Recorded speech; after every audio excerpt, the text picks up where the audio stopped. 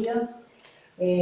Bueno, es un orgullo, es una alegría poder tener este encuentro, darles la bienvenida al doctor Alberto Conli, al doctor Federico Ariel, para participar de este encuentro abierto a la comunidad en el que se propone analizar la perspectiva del sistema científico, tecnológico y universitario argentino.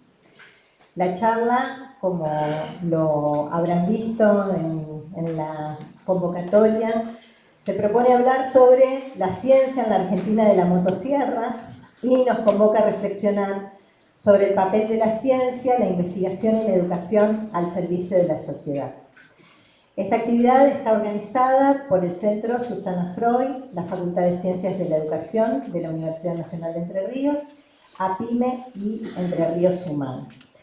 En ese sentido quiero también, como decano de la Facultad de Ciencias de la Educación, agradecer especialmente a todos quienes nos invitaron a coorganizar esta propuesta, a quienes hoy están presentes, a la señora Intendenta de la Municipalidad de Paraná, Rosario Romero, quien no pudo venir, y a quien está presente como representante de la Municipalidad de Paraná, la Secretaria Municipal de Recursos Hídricos y Gestión Ambiental, Mayra Coliante, también al decano de la Facultad de Ciencias de Humanidades y Ciencias Sociales, Artes y Ciencias Sociales de la Universidad Autónoma de Entre Ríos,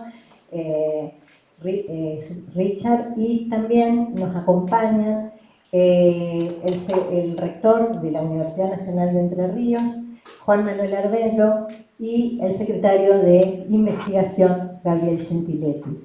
En ese sentido, quiero solicitarles, quiero invitarlos al rector y al secretario de Investigación a que nos acompañen con unas breves palabras, porque, bueno, la Universidad Nacional de Entre Ríos en estos momentos, y desde hace 2 años, como todo el sistema universitario y científico, estamos atravesando momentos bastante críticos. Así que, bueno, gracias por estar. Bueno, muchas gracias, Elsa. Buenas noches para todos. En realidad, yo vengo como oyente, como la mayoría de ustedes, entusiasmados por los disertantes que vamos a tener. Así que, brevemente, agradecer a los organismos o a las organizaciones que han convocado. Esto para la universidad es muy importante, sobre todo, como decía recién Aiza, en este momento y en esta coyuntura nacional de financiamiento de la educación, de financiamiento de la ciencia y tecnología. Esto también despierta mucho interés escuchar a los expositores hoy en esta temática, y sobre todo teniendo en cuenta que en Argentina la mayor parte de la ciencia y tecnología se produce de la mano del sistema universitario público. Así que en este sentido también para nosotros estas instancias de diálogo y de escucha sobre todo, y sobre todo con los referentes que han convocado hoy y están presentes aquí, es sumamente importante. Así que muchísimas gracias nuevamente a la facultad por este tipo de convocatorias que no hacen más que realzar el sentido de esta universidad y el compromiso con la educación pública, la ciencia y la tecnología. Muchas gracias.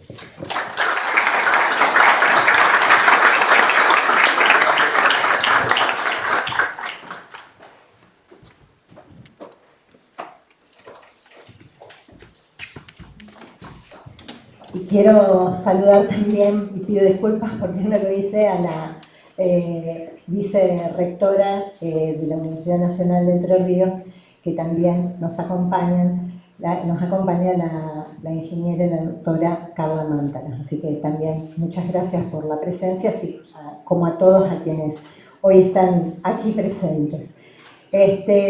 Bueno, como ustedes lo saben, es el tema de esta conversación y hemos venido escuchando desde hace 2 años y medio, desde la universidad y el sistema científico-tecnológico, venimos atravesando una grave situación presupuestaria y de agravios desde el gobierno nacional. Y en ese mismo sentido, del mismo modo en que pedimos el cumplimiento de la Ley de Financiamiento Universitario, que se cumpla con lo que estableció el fallo de la Corte Suprema y en primera instancia la justicia. Necesitamos actualización salarial, necesitamos para docentes y para no docentes, para las investigaciones, para las becas estudiantiles. Y durante todo este tiempo, no es que nos hemos quedado solo en la queja, sino que hemos llevado adelante un montón de actividades bastante creativas para poner en el espacio público este reclamo de presupuesto que necesitamos. De hecho, esta semana, por ejemplo, hay medidas de fuerza, las subo también, las hay cotidianamente, las subo la semana pasada con el banderazo en donde nos invitaron e invitamos a ponernos la camiseta por la ciencia, la investigación y la universidad en la Argentina. Y en ese marco nosotros siempre venimos conversando que no es ingenuo que haya este ataque sobre los distintos espacios, estamentos que tienen que ver con los espacios públicos y sobre todo con algunos conceptos relacionados con el derecho a la educación en todos sus niveles, el derecho a la salud, el derecho a la cultura. Y desde ese lugar y desde la universidad nosotros seguimos reivindicando el espíritu que se asienta sobre la reforma universitaria de 1918, que estableció un modo de organización democrático, integrado por estudiantes, por docentes, por no docentes, por personas graduadas. Y también luego del 48, cuando se estableció la gratuidad universitaria. Y en esta perspectiva, desde el sistema universitario, tratamos de trabajar en los cuidados, en el cuidado de las palabras, en el cuidado de las decisiones que tomamos, y nos inscribimos en una herencia en la que decimos que educación y derecho van de la mano. Y esto, aunque desde distintos sectores se intente horadar la palabra derechos, ¿sí?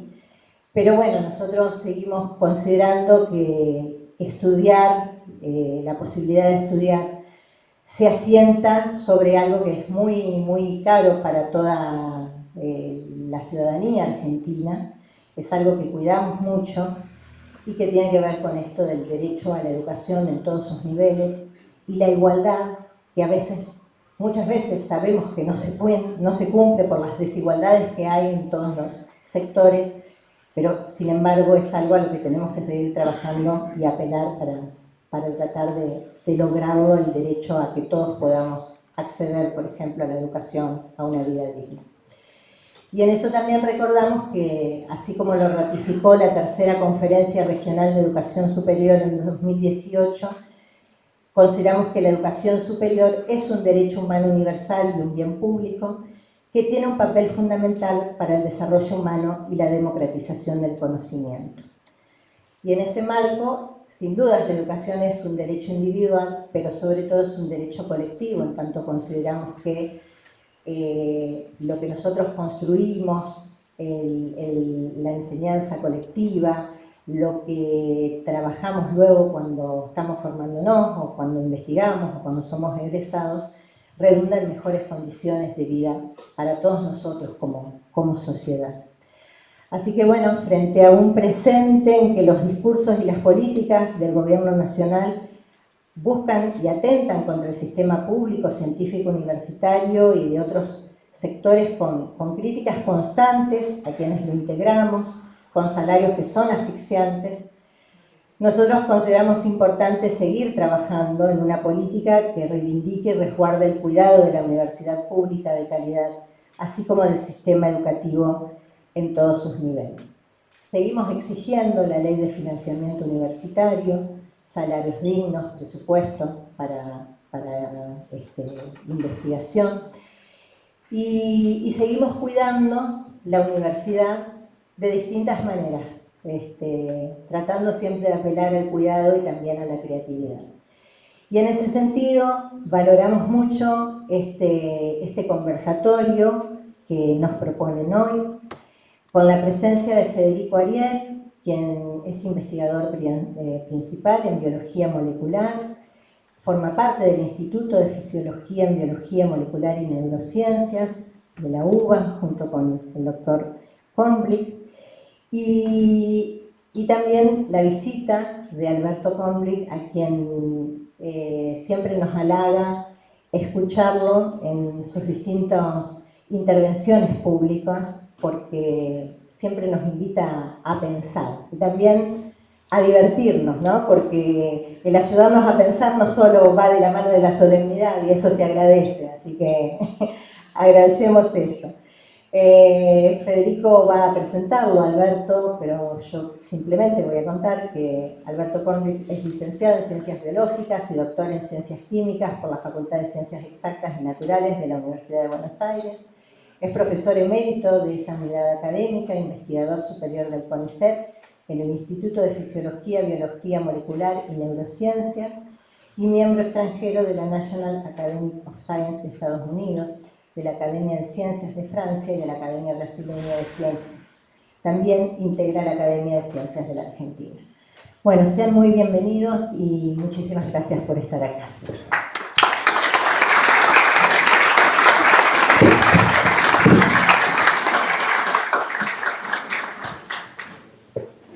Bueno, buenas noches a todos y a todas y gracias por la presentación. Yo estoy acá solamente como presentador, en tanto paranaense, en tanto científico y en tanto colega y amigo de Alberto, a quien admiro muchísimo, así que es un placer estar hoy acá con vos.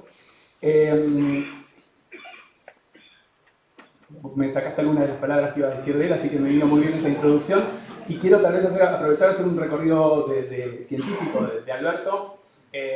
Porque Argentina es un país que tiene una gran tradición en fisiología y en bioquímica, que es el caldo de cultivo que dio lugar a la biología molecular, ¿no? Y la biología molecular moderna dio lugar a la biotecnología. Alberto hizo su carrera de grado en los años 70 y después un postdoctorado en Oxford a principios de los 80, volvió en el año 84 y durante su postdoctorado hizo un aporte clave en la descripción de uno de los mecanismos moleculares de la regulación de la expresión de genes, que hasta el día de hoy Alberto es un gran referente en los rankings internacionales, el número 1 en ese tema que es splicing alternativo y que creo que hoy nos va a deleitar con parte de sus avances, no solamente científicos, sino tal vez cuente algo del impacto que eso tuvo en la salud humana. Alberto volvió en el año 84, si no me equivoco, y funda, junto con toda esa generación, la Escuela de la Biología Molecular en Argentina. Y sus aportes científicos fueron maravillosos, sigue publicando papers científicos que son realmente conmovedores, son hermosos. Y eso es importante porque estamos en tiempos en los que colectivamente Alberto propone defender la ciencia. Y defender la ciencia hace que Alberto esté dando una clase pública en la Plaza de Mayo, esté en las marchas, esté acá, ¿no? Pero si solamente defendemos la ciencia en la calle, tenemos que dejar las pipetas. Y si dejamos las pipetas, perdimos la batalla. Y Alberto tiene la capacidad de defender la ciencia, de poner todo su capital simbólico, construido todos estos años, al servicio de la defensa de la ciencia, y a la vez seguir aportando al conocimiento.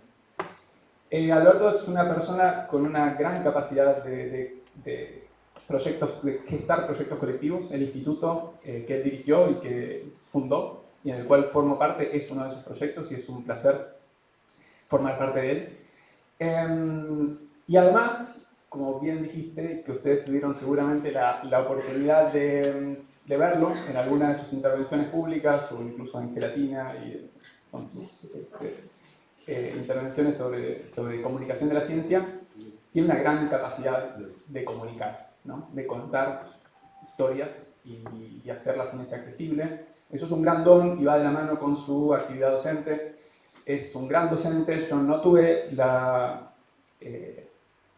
el privilegio de tenerlo como docente en la universidad porque no fui estudiante de la UBA, pero Alberto ha formado generaciones de biólogos y biólogas que hoy forman parte de la ciencia y la tecnología argentina y que todos y todas recuerdan sus clases magistrales que se agolpaban los estudiantes para verlas, y que hoy esas clases las da uno de sus alumnos, hoy que ha tomado ese cargo en la universidad a partir de que Alberto se jubilara.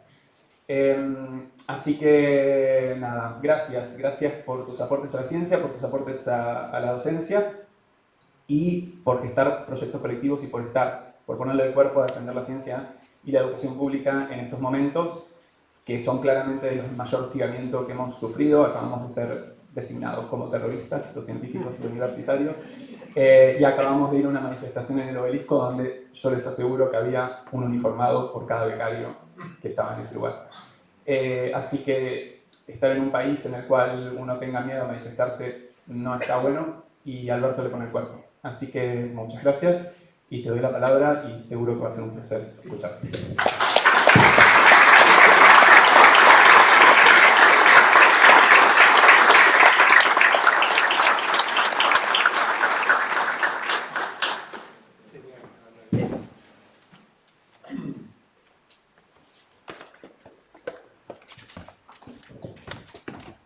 Con la lija acá, bueno. Buenas noches. En primer lugar, quiero agradecer la invitación para estar en esta hermosa ciudad que yo ya conocía y que me sigue gustando mucho. Al papá de Ariel, Salvador Ariel, que fue quien tuvo la iniciativa, pero evidentemente me enteré ahora que trabajó con un grupo organizador que es más amplio. A las autoridades de la universidad, que no me esperaba encontrar, a las bellas palabras que escuché, y en particular a Federico. Él se va a poner colorado, pero yo empiezo por decir que Federico Ariel es el presente y el futuro de la ciencia argentina. Federico es un ser excepcional que ha logrado taparle la boca a aquellos que dicen que lo que hacemos ciencia no sirve para nada. Y él lo logró con su bella juventud en todos los ámbitos. O sea que merece todo el reconocimiento y el apoyo, y ahora voy a seguir. Antes de empezar, les quiero decir que sí, mi charla va a tener dos grandes partes. Una parte que va a hablar de política científica, de la motosierra en ciencia y tecnología, y otra parte que va a contar un poco en qué trabajo mi grupo y algunos de los aportes que hemos hecho recientes, pero en realidad esa parte puede ser que no va a ser árida, pero puede ser que haya cosas que alguno no entienda, y no se preocupen porque cuando uno lee algo no tiene que entender todo, puede saltear lo que no entiende y seguir para adelante. Y antes de pasar a la primera diapositiva, quiero decir que si vamos a hablar de la motosierra en ciencia, uno tiene que preguntarse, bueno, pero ¿por qué este ataque?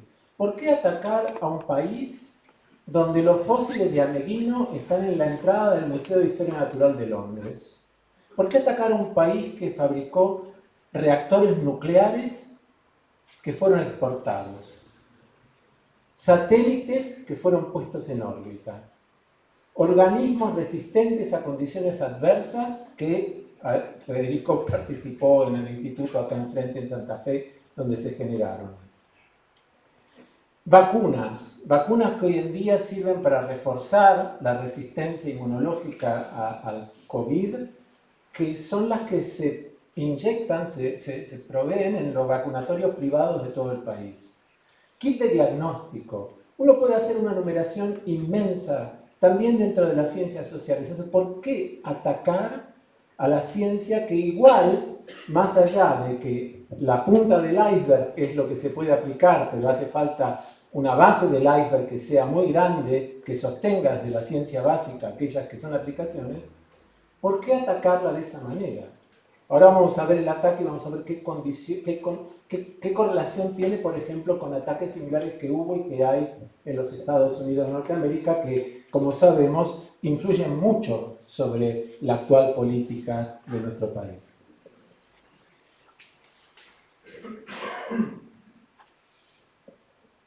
Se dice cientificidio, yo prefiero llamarlo aniquilación de la ciencia argentina, y esto tiene varias acciones que no son inocentes y no son por falta de comprensión por parte de las autoridades. En primer lugar, nuestros salarios, tanto de los científicos como universitarios, perdieron un 40% del poder adquisitivo. No somos los únicos, pero lo perdieron. Los estipendios de las becas lo mismo. Los subsidios para la investigación, hay una entidad que es la Agencia Nacional de Promoción de Ciencia y Tecnología, que ahora se llama de Innovación, que es la que provee subsidios. La palabra subsidio, para quien no está en la investigación científica, suena un poco como si fuera una dádiva. Pues no es una dádiva, es el financiamiento de un proyecto que fue seleccionado académicamente por una comisión de expertos y que no todo el mundo gana, y quien lo gana utiliza ese dinero para poder hacer sus investigaciones, que en algunos casos implica comprar reactivos, en otros casos implica viajes de campaña. Eso fue cortado. No es que el gobierno decidió de aquí en más no voy a dar más, sino que cortó los que estaban otorgados. Y eso es fundamentalmente un asesinato para la investigación de aquellos grupos que no tienen financiamiento internacional, porque no es tan fácil conseguirlo, y sobre todo los que empiezan a hacer investigación, los jóvenes. Hubo una reducción del número de ingresos a la carrera investigado, pero eso no es del CONICET, pero eso no es solo eso, porque de los que este gobierno aceptó ingresar, hay 1000 que todavía no le dieron el puesto en la administración pública. O sea, está el dinero, pero no quieren incorporarlo al Estado porque eso implicaría ir en contra del proyecto de motosierra. Ha disminuido el dinero dedicado a los institutos, hay como 300 institutos que la mayor parte de ellos son de doble dependencia con las universidades nacionales, cuyos fondos han sido reducidos. Por supuesto, no hay subsidios para reuniones científicas, esos son miserables. Se suspendió el programa Construir Ciencia, que ha construido numerosos edificios y ha remodelado edificios en todo el país del sistema de ciencia y técnica. Se suspendió el programa Equipar Ciencia, que justamente los equipos se hacen obsoletos, en 4 o 5 años hay que reemplazarlos por equipos nuevos. Se ha suspendido el programa Pampa Azul, que era un programa que permitía explorar las riquezas de nuestro mar argentino en todos sus ámbitos, ya sea desde las algas hasta los peces, hasta los crustáceos. Bueno, se han suspendido convenios de colaboración internacional y, por supuesto, hay una discriminación terrible a las ciencias sociales que, vaya paradoja, en los rankings internacionales, nuestra ciencia, nuestras universidades se destacan más por las ciencias sociales que por las ciencias naturales. Esta discriminación es flagrante porque hubo una serie de 23 subsidios que Federico y yo tenemos ganados en el gobierno anterior, y había de los 23, 2 en ciencias sociales, de gente súper capaz. Cuando vino este gobierno dice, bueno, vamos a darle la segunda cuota, 21, pero ciencias sociales nada, no. Esta tabla, que quizás la conozcan, indica el porcentaje, la evolución del porcentaje del Producto Bruto Interno dedicado a la función ciencia y tecnología en el presupuesto nacional. Y ustedes ven claramente en que los gobiernos de Néstor y Cristina, que son las barras celestes, iba subiendo paulatinamente. Luego, en el gobierno amarillo de Macri, bajó. Luego, en el gobierno de Alberto Fernández, volvió a subir, y vamos a decir que si bien yo pienso que fue un gobierno que falló en varios aspectos, en el aspecto de ciencia y tecnología no estuvo mal, entonces hay que reconocer eso. Fue ministro de Ciencia Roberto Salvarezza y después Daniel Filmus, y son personas que en la pandemia y después hicieron muchísimo por el país apoyándose en la ciencia, no apoyando a la ciencia. Pero bueno, ahí viene el periodo de Milei, que hay una bajada del 0,3 que habíamos llegado en 2023 al 0,15, 0,14 que hay hoy en día. Entonces, cuando el presidente del CONICET dice todo lo que dicen es mentira, uno podría decir, bueno, lo único que voy a decir es que el porcentaje del Producto Bruto Interno bajó de 0,3 a 0,14. Con eso hagan malabares, pero mentira no es. Pero este gráfico es aún más grave, porque existe una ley, que es la ley 27.614, que por supuesto no se cumple, así como no se cumple la ley de financiamiento universitario, que preveía un crecimiento paulatino del porcentaje del Producto Bruto Interno para llegar al deseado 1% en el año 2030. Entonces acá se puede ver bien que durante el gobierno de Alberto Fernández hubo un crecimiento paulatino, por supuesto, no exactamente a la cifra que planteaba la ley, porque en 2023 teníamos 0,3 contra 0,34, en 2022 0,28 contra 0,31 y así, pero la ley preveía seguir creciendo y lo que tenemos no es no crecimiento, sino que es descenso. Nos fuimos al descenso. Miren, los porcentajes del PBI que dedican distintos países a la función ciencia y técnica son todos mayores que el actual 0,14. Chile 0,33, Cuba 0,36, Sudáfrica 0,62, Uruguay 0,63, India 0,65 y así llegamos al país que es adorado por nuestro presidente, que es Israel, que tiene 6,02% del Producto Bruto Interno. El promedio en el mundo es 0,36, en Latinoamérica y el Caribe es 0,36 y en la Unión Europea, por supuesto, es más alto, es 0,62. Uno de los argumentos de algunos colegas investigadores era que durante los gobiernos kirchneristas y durante el gobierno de Alberto Fernández entró gente indiscriminadamente al CONICET. O sea, se abrieron las ventanas para que la gente entre por la ventana. Esto me llevó a enojarme el otro día con un periodista de Infobae porque me lo dijo antes de si se enteraron de que hubo un problema con las banderas que había o no había en la manifestación. Él me dijo que si yo no pensaba que lo que estaba haciendo este gobierno tenía alguna justificación por cosas malas que se hicieron en gobiernos anteriores. Entonces yo le dije, ¿usted quiere decir que los investigadores del CONICET entran por la ventana porque son amigos del kirchnerismo o son todos ñoquis? Bueno, no lo quise decir yo así, pero más o menos. Bueno, le digo, es exactamente lo opuesto. Para entrar al CONICET hay que pasar filtros de comisiones asesoras y no todo el mundo entra. Hay gente que no le da el PINET, no le da el currículum y no entra. Y no hay ningún tipo de, yo fui miembro del directorio, no hay ningún tipo de amiguismo, para nada. No hay predilección por tal o cual, porque además las comisiones que evalúan no están formadas por kirchneristas ni mucho menos, están formadas por investigadores e investigadoras de su especialidad. Pero lo de los ñoquis también es algo que se fue sembrando como caldo de cultivo previo al gobierno de Milei. Y no sé si recordarán que hubo una viñeta de Altuna, creo que, no sé si yo digo Loco Chávez, pero es un viejazo, eso no, debe ser otra viñeta, donde en Clarín la viñeta decía, bueno, y este que es un vago es un ñoquiset. Entonces el directorio un poco se enojó, yo personalmente también, porque no es un chiste, porque eso genera en la población un sentido común. Y el sentido común es que los científicos no solamente no servimos para nada, sino que además somos vagos, cobramos un sueldo por no hacer nada.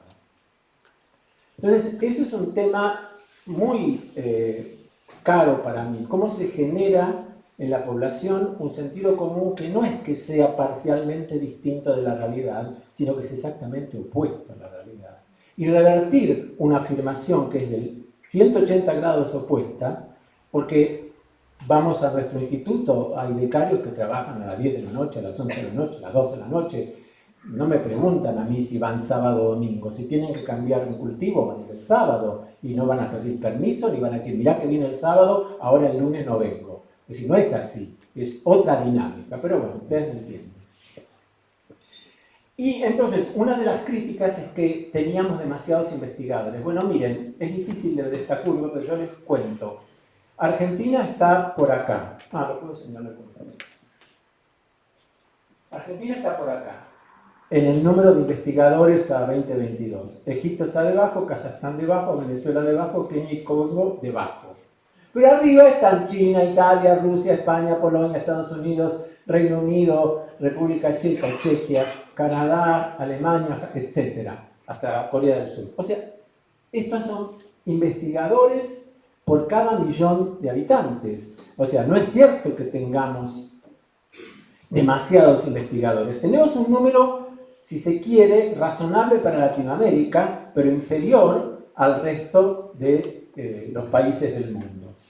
Y, debo decirlo, aunque parezca un poco chauvinista, Argentina se ha destacado en el contexto latinoamericano por la calidad de su ciencia, que no siempre está de la mano de la inversión que hizo el Estado.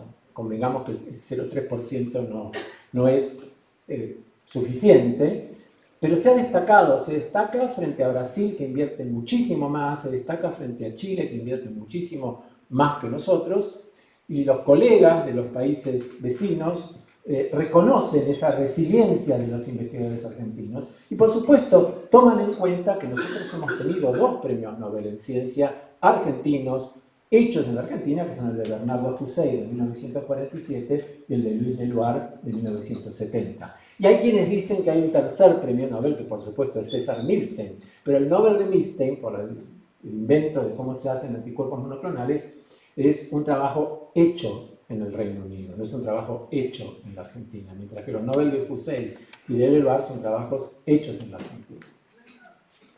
Y esto va de la mano que para los investigadores argentinos, esta es una afirmación que generalmente digo, que puede pasar. La investigación en la Argentina se precia de que los investigadores no son adláteres de proyectos que se encuentran en el hemisferio norte, sino que los investigadores y investigadoras argentinas quieren ser dueños de sus proyectos. Yo lo digo como que preferimos ser cabeza de ratón y no cola de león. Y eso se ve en nuestra historia, se ve en nuestra tradición, y esa tradición viene un poco de esos premios, viene de Hussein y viene de Leloir y viene de tantas otras figuras señeras de nuestra ciencia y de nuestra investigación y tecnología. Bien, este gobierno, de la mano con atacar a la ciencia y a la tecnología, nos hace quedar muy mal, porque ha manifestado cambios en la agenda internacional. Por ejemplo, en las declaraciones de Naciones Unidas, en la violencia contra las mujeres y las niñas, todo lo que está en verde es a favor, todo lo que está en amarillo es abstención, y lo que está en rojo, que es Argentina, está en contra. Da un poquito de vergüenza, ¿no? En el Día Internacional de la Coexistencia Pacífica, todo lo que está en verde está a favor, todo lo que está en rojo es en contra. Argentina, Israel, Estados Unidos. En la declaración contra el tráfico de esclavos, todo lo que está en verde es a favor, todo lo que está amarillo es abstención y lo que está en rojo es en contra. Argentina, Israel, Estados Unidos. No se sorprendan después que hay un actor negro que diga que este es el país más racista del mundo. Obviamente es una butad que uno puede retrucar y decir hay racismo, pero no somos más racistas que otros países. Pero nuestro presidente nos está dejando como el corno.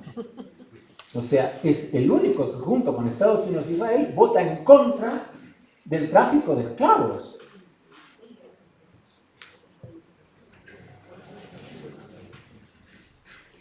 Hay violencia verbal y física.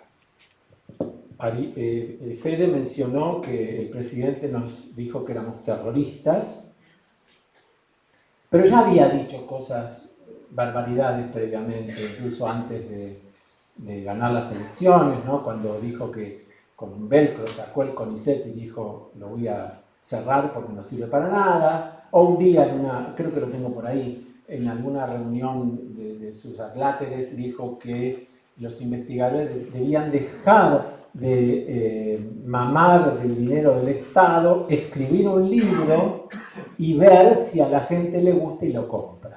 Es una puta idea de lo que es la ciencia. De todo el que plagia libros. Bueno, después hay lo que yo llamo terraplanismo en sentido amplio o nueva barbarie. Miren, no sé si se acuerdan que hubo un grupo de geólogos de la Universidad de La Plata que estaban haciendo trabajo de campo en la cordillera de los Andes en Mendoza y se le acercó un grupo de compatriotas locales a amenazarlos, a decirles que ellos se tenían que los del CONICET tenían que desaparecer. Es como que los dinosaurios tienen que desaparecer. Bueno. O sea, ese es el sentido común que se genera en la población, ¿no? Antes de la asunción de Milei hubo 2 becarias, también geólogas de casualidad, que estaban manejando una camioneta del CONICET en la ciudad de La Plata y un señor en un auto las persiguió, las encerró y también les dijo, ustedes tienen que desaparecer.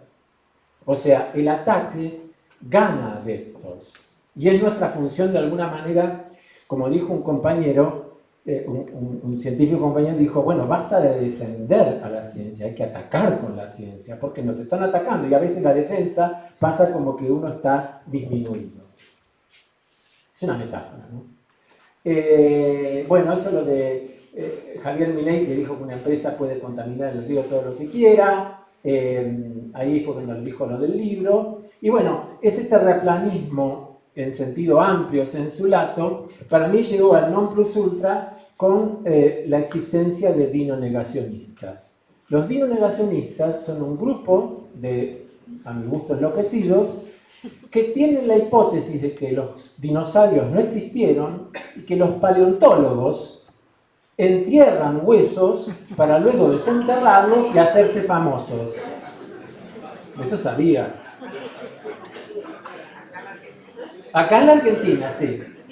O sea que la perversión del científico por ganar prestigio sin haber hecho nada viene de que el paleontólogo entierra los huesos, después los desentierra y como los dinosaurios no existieron, nos miente.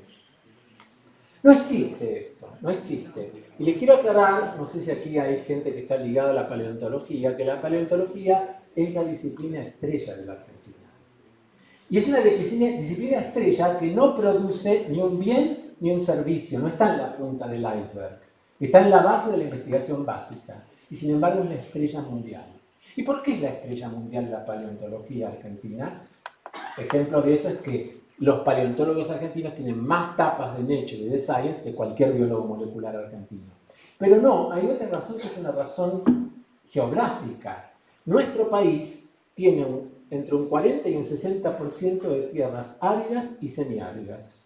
A pesar de que pensamos que somos la pampa húmeda, y ustedes están en la pampa húmeda, no es así. La mayor parte de nuestro territorio es árido o semiárido. Eso quiere decir que no hay vegetación. Y si no hay vegetación, es fácil encontrar fósiles. Y como es fácil encontrar fósiles, se desarrolló una escuela que viene desde Ameguino, que es brillante en nuestro país. Los paleontólogos argentinos son reconocidos en todo el mundo. Antes del Parque Jurásico y después del Parque Jurásico. Así que bueno, lo de los dino-negacionistas suena paradójico. Ahí están, perdón, quiero mostrar esta foto. Esta foto de ellos es en la puerta del Museo de La Plata. El Museo de La Plata es un museo de ciencias naturales también famoso en todo el mundo. ¿Y qué pasa qué pasó que pasa en los Estados Unidos de Trump? Bueno, también hay una serie de medidas que no voy a detallar que se parecen a las nuestras. Y quizás ahí no las voy a describir porque van variando también, pero van casi a la misma esencia. Lo que pasa es que la comunidad científica de Estados Unidos es muy poderosa, las universidades a las cuales Trump ataca son muy poderosas y por lo tanto no es tan fácil destruirlas. Pero por ejemplo, ahora, y yo sé porque firmé una carta dentro de los científicos de Estados Unidos como miembro extranjero de la Academia de Ciencias, la administración decidió que los subsidios, esos que digo que no son dádivas, sino que son la plata para investigar, que otorgan los Institutos Nacionales de la Salud, ya no van a tener un puntaje que va de 0 a 100, donde lo que está más cerca del 0 es lo más exitoso y lo que está más cerca del 100 es lo menos exitoso. Ya no van a tener puntaje. Las comisiones tienen que poner si es muy competitivo o que no lo leyeron. 3 categorías: muy competitivo y no leído. ¿A qué se presta esto? A que las autoridades de los Institutos Nacionales de Salud, que ya no son más científicos por concurso, sino son administradores nombrados por el gobierno, van a tener toda la oportunidad de decir a este le doy, a este no le doy, sin ningún tipo de evaluación por pares objetiva. Pues sí, muy competitivo, pero no puedo darle a todos muy competitivos, por lo tanto le doy a los que yo quiero. Eso es exactamente el espejo de lo que acá pasa, porque lo que pasa acá es un cientificidio, una aniquilación por ahogamiento presupuestario. O sea, que allá lo hilaron más fino, si ustedes quieren. Y esto de la pelea con las universidades lo vamos a ver en un ratito, pero desde que asumió Trump con esta campaña en contra de la generación de conocimiento, se popularizó una lista de 200 palabras que los científicos se les recomienda que no pongan en sus pedidos de subsidio. Y yo marqué algunas, no lo van a ver: aborto, accesible, polución del aire, sesgado, emisiones de carbono, cambio climático, COVID, discapacidad, diversidad, vejez, femenino, feto, gay, género, odio, géneros, inmigrantes, inclusión, indígena, injusticia, LGBTQ, salud mental, minoría, persona embarazada, prostituta, raza y etnicidad, sexualidad, cultura sociocultural, socioeconómico, bueno, acá es células madres y tejido fetal, estereotipos, trans, traumático, subrepresentado, vacunas y polución del agua. No es que esté prohibido, es que si uno usa estas palabras tiene pocas chances de ganar. O sea que es lo mismo. Pero hay una en particular, y esto a mi amiga Dora Barrancos le encanta, hay una en particular que yo no dije y que es esta: históricamente. Históricamente significa que el objetivo de estos sectores terraplanistas sensulato, de estos sectores destructores del conocimiento, destructores de la universidad, destructores de la ciencia y la tecnología, es romper con la continuidad histórica.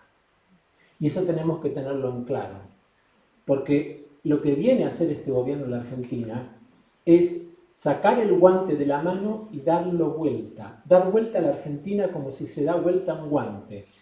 Todos los valores que nosotros creíamos que estaban asentados, ni que hablar de los derechos humanos, no, eso también, pero otros valores que tenían que ver con la construcción de una sociedad, con la importancia del otro en una sociedad, todos esos valores están siendo destruidos y tergiversados. Y lo peor es que, como dije antes con el tema del sentido común, pueden tener apoyo popular. Y cuando, voy a ser exagerado, pero si no les gustan no me preocupa, cuando una subversión de valores tiene apoyo popular, eso se parece mucho al fascismo. Entonces, fíjense, históricamente implica romper con la historicidad. La historicidad me dice que hay ciertos valores donde la ciencia, la tecnología y la universidad, que la compañera mencionó, estaban asentados, y esto no, ahora no. ¿Y tiene sus antecedentes esto? En Estados Unidos. Miren, yo no traje el video porque es un poco largo, pero hay una periodista norteamericana que se llama Maddow, no me acuerdo ahora el primer nombre, se me borró. Rachel Maddow, que es muy digamos, clara en sus planteos, y hizo un video sobre cuándo se generó el odio a las universidades en los Estados Unidos, y esto fue en la década del 30. En la década del 30 del siglo pasado, esta activista antisemita y anticomunista, que se llamaba Elizabeth Dilling, había lanzado una campaña para cerrar las universidades. Había que cerrar Princeton, había que cerrar Columbia, había que cerrar Harvard, porque eran núcleos de comunistas que la única manera que tenía para enfrentarlos era cerrarlos. Hubo otro fascista llamado Allen Sol que generó una campaña también para denunciar la presencia del comunismo en Harvard, que ahora les voy a mostrar.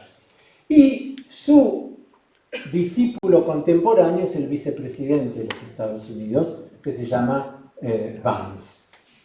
Y fíjense, este Zoll, en 1949, generó un grupo que es el Consejo Nacional de la Educación Norteamericana y que lanzó un informe donde decía que en Harvard había Red Educators, o sea, educadores rojos, ¿no? Entonces, según su informe, 76 miembros de los profesores de Harvard tenían un total de 366 afiliaciones con 124 diferentes organizaciones comunistas y con empresas.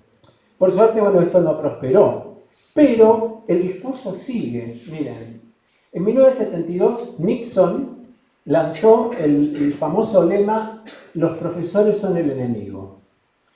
En 2021, Vance dijo «Las universidades son el enemigo, los profesores son el enemigo». Y bueno, ahora tenemos a Milei que nos dice en 2026 «Usted tiene terroristas disfrazados de estudiantes, terroristas disfrazados de etcétera, etcétera». Ya lo dijimos.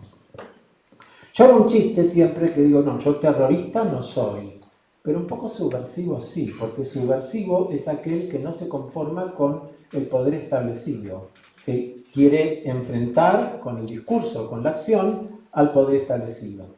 Evidentemente la palabra subversivo se expandió a la guerrilla y al terrorismo, pero no es así. Subvertir es romper o negarse a las características del poder establecido. Quizás Sol y Milei tengan razón, quizás las universidades sean una cuna de comunistas. Y les voy a mostrar que por ahí sí tenían razón. Miren, Mao, Lenin, Marx, Fidel Castro, el Che Guevara, Ho Chi Minh, Rosa Luxemburgo, Angela Davis, Gandhi, Nehru, Mandela, Luther King, Trotsky, Tosco, Mujica, Boric, Mandel, Bolívar, Allende y Belgrano fueron a la universidad. O sea que la universidad de alguna manera, más allá de la afiliación con una idea de izquierda o no, es un lugar donde se genera la acción del pensamiento crítico y eso es lo que en mi última diapositiva van a ver qué es lo que ellos tienen miedo, pero falta mucho para la última diapositiva. Bueno, la respuesta en la Argentina es muy variada. Yo traje solamente dos manifestaciones que las llamo temáticas. La primera fue en mayo del año pasado, ¿no? ¿Fue o este año? Del año pasado. La manifestación bajo el lema Nadie se salva solo, poniéndonos las barbijos, no sé cómo se llaman, que fue bastante grande, y la que se mencionó aquí, me pongo la camiseta, que fue el miércoles pasado, que también es esta que está aquí. O sea, son temáticas, y esto la verdad que hay un grupo de promotores de estas manifestaciones que se ve que han trabajado para buscar algo que tenga impacto mediático a través de un sentido que pueda apelar a la población más allá de los propios actores, porque nosotros tenemos claro que nuestro reclamo no es corporativo, no es sectorial, es un reclamo que pretende decir la Argentina no se puede quedar sin ciencia y tecnología. ¿Por qué no se puede quedar? Y bueno, porque si no vamos a ser un país, que este gobierno está intentando hacerlo, absolutamente primarizado, donde lo único que se haga es extraer los productos de la tierra, como puede ser el litio, los minerales raros, el producto de la agricultura o la ganadería y el petróleo, sin agregarle ningún valor agregado. Y justamente uno de los valores que se está revirtiendo es ese, que nosotros pensábamos que había que fortalecer la ciencia para darle valor agregado. Acá tenemos de vuelta el ejemplo de Fede, que si no fuera porque la ciencia básica descubrió qué poder tenía el ácido ribonucleico, no podría estar haciendo ahora protocolos y productos que pretenden y que lo logra cambiar el fenotipo de las plantas, haciéndolas más resistentes a un ataque por hongos o cambiando su comportamiento a través de rociar esas plantas con moléculas de ARN. Que dicho sea de paso, también permite sobrepasar el prejuicio sobre el hecho de que a una planta se la haga resistente por introducirle uno o más genes foráneos. Si dije algo mal, me decís. Bueno, miren, ya terminando con la parte que tiene que ver con la política, para entrar después en la parte que tiene que ver con la biología molecular, digo que nosotros propulsamos una carta dirigida al presidente Milei para ser firmada por investigadores e investigadoras de todo el mundo. Y entre ellos invitamos a premios Nobel. Y 28 premios Nobel firmaron la carta con comentarios muy, digamos, entusiastas para nosotros, y 3.500 personas también la firmaron, y una de las firmantes, que no es premio Nobel, es la genetista norteamericana Mary Claire King, que es una amiga mía, y que ella fue la que ayudó a las abuelas de Plaza de Mayo a utilizar métodos modernos para identificar los nietos que habían sido apropiados durante la dictadura. Y Mary Claire King tiene una noción muy profunda de cómo es la política en Argentina. Ella vivió en Chile antes de hacer esto, conoce, habla castellano, no le gusta hablar castellano porque comete errores, pero lee perfectamente castellano. Entonces, cuando vio la noticia de La Nación, o cuando vio esto, me dice, qué artículo espléndido, qué grupos son ustedes, gente muy testaruda, dice, para defender la ciencia, ¿no? Entonces, eso a uno le calienta el corazón, ¿no? Porque es alguien que no está acá, pero que admira nuestra, yo diría lucha, pero también nuestro compromiso, ¿no? Miren, estos son los premios Nobel que firmaron. Voy a resaltar algunos, por ahí Fede resaltaría también algún otro. Paul Nurse fue un premio Nobel por descubrir cómo funciona el ciclo celular, cómo hacen las células para dar las señales que las hacen dividirse y volver a dividirse y volver a dividirse. Eso es muy importante, pero lo más importante es que él es el presidente de la Royal Society de Londres, de la Sociedad Real. Y la Royal Society es probablemente una de las primeras academias del mundo, entre sus primeros socios estaba Isaac Newton. O sea, es un lugar donde se concentra la mayor cantidad de científicos prestigiosos que tiene el mundo. En nuestro país, Sandra Díaz, la ecóloga cordobesa, es miembro de la Royal Society. Paul Nurse es el presidente, lo cual nos enorgulleció mucho que él firmara. Françoise Barré-Sinoussi es la mujer que descubrió el virus del SIDA, el virus HIV. Casi nada, ¿no?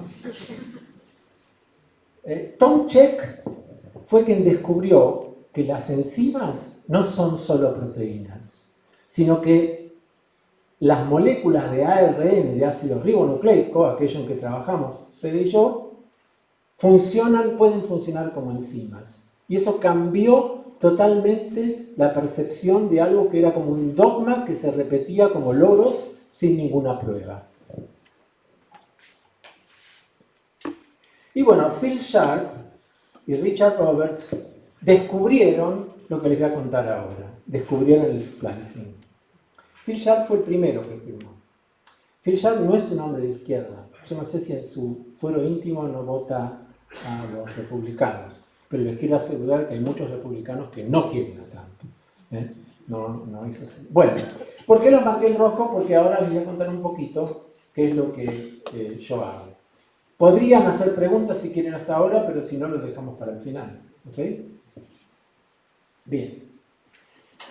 Yo trabajo en biología molecular, y la biología molecular, como bien explicó Fede, viene de la fisiología, de la bioquímica, de la microbiología.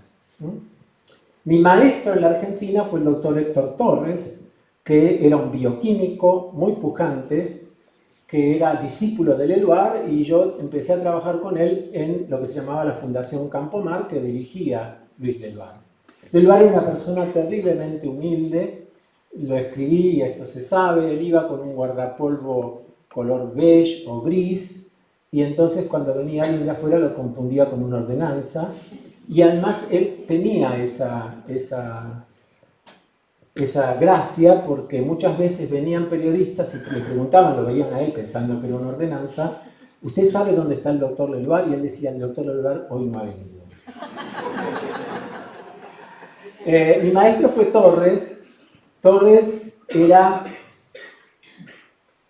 un pujante, un entusiasta de las generaciones jóvenes, de apoyar a los jóvenes sin él tener una ideología, digamos, similar a la que teníamos los jóvenes. A él no le importaba nuestra ideología, a él lo que le importaba era nuestro compromiso y nuestra capacidad con la ciencia. Pero como les dije, bueno, después, en el postdoctorado, mi maestro fue Tito Barale, que ahora vive en Italia hace muchos años, pero él fue uno de los discípulos de Fred Sanger. Fred Sanger fue un inglés que ganó 2 veces el premio Nobel. Una porque determinó cómo se determina la secuencia de una proteína que está hecha de aminoácidos, y la segunda vez porque determinó cómo se determina la secuencia de un ácido nucleico, un ADN que está hecho de nucleótidos, de bases. Si no entienden, no importa. Pero van a recordar que hay alguien que lo ganó 2 veces. Otra que lo ganó 2 veces fue Marie Curie. O sea que eso aumenta la tasa de la participación femenina en los premios Nobel, que es muy baja. Pero ella lo ganó 2 veces. Bien, pero la biología molecular moderna nace por el interés de los físicos. Miren, este físico, que por ahí no se acuerdan su nombre, pero a veces se lo estudian en el secundario, se llamaba Niels Bohr, y es el que planteó el modelo del átomo, donde en el núcleo están los neutrones y los protones, y en la periferia, como si fueran órbitas, viajan los electrones. Bueno, él planteó este modelo, no es así, pero el que realmente es, se le parece, pero no es así. Ganó el Nobel en el año 22, pero Bohr era danés. Era danés, trabajaba en Dinamarca, hay una maravillosa obra que se llama Copenhague, donde se ve el encuentro de Bohr con uno de sus ex discípulos, que es Schrödinger, ¿no? Sí. Bueno, básicamente, él tuvo un discípulo que se llamó Max Delbrück, que era alemán. Max Delbrück era físico. Y Max Delbrück se iba a hacer amigo de un microbiólogo italiano que se llamó Salvador Luria. Salvador no se llamaba Salvatore, se llamaba Salvador y era italiano. ¿Por qué en español? No sé. Pero no se llamaba Salvatore. Bueno, Delbrück y Luria eran judíos y cuando llegó el nazismo, Delbrück emigró a los Estados Unidos en 1937 y Luria, por las leyes raciales en Italia de Mussolini, emigró a Estados Unidos en 1940. Y él, con otros investigadores, la mayor parte europeos exiliados, fundó una cofradía que se llamó Grupo del Fago. ¿Por qué fago? Porque fago es el nombre corto que le damos a los bacteriófagos. Y los bacteriófagos son virus que atacan bacterias. Hasta ese año, el año 40 y pico, se sabía que los hijos se nos parecen, pero no por qué. Se sabía que de trigo sale trigo, que de soja sale soja, que de vaca sale vaca, que de ratón ratón y que de humano humano, pero no se sabía por qué. Y lo que hicieron este grupo del Fago, dije, bueno, nos vamos a proponer identificar, entender cuál es la molécula que porta la información genética, porque entonces ahí quizás podemos entender por qué. Uno de los discípulos de Luria se llamó Jim Watson, que se murió el año pasado, ¿no? La verdad que se murió muy viejo y muy racista, pero no importa, en este momento era muy joven. Y esta es la parte que dice que puede ser un poco divertida, ¿no? Watson terminó su tesis doctoral y dijo, me voy a Dinamarca, porque no sé quién había, pero se fue a Dinamarca, no le gustó nada, dije, no, ahora me voy a Inglaterra. Se fue a Cambridge. Cambridge es una universidad milenaria del año 1000, milenaria y pico, que existe en el norte de Londres. La otra universidad milenaria es Oxford, que existe en el oeste de Londres. Y Oxford y Cambridge, por supuesto, compiten y se celan. Y cuando uno está en un lugar, a la otra lo llama the other place, el otro lugar. Se sobreentiende que hay un solo otro lugar. Para Oxford es Cambridge y para Cambridge es Oxford. Pues yo soy de Oxford, ¿no?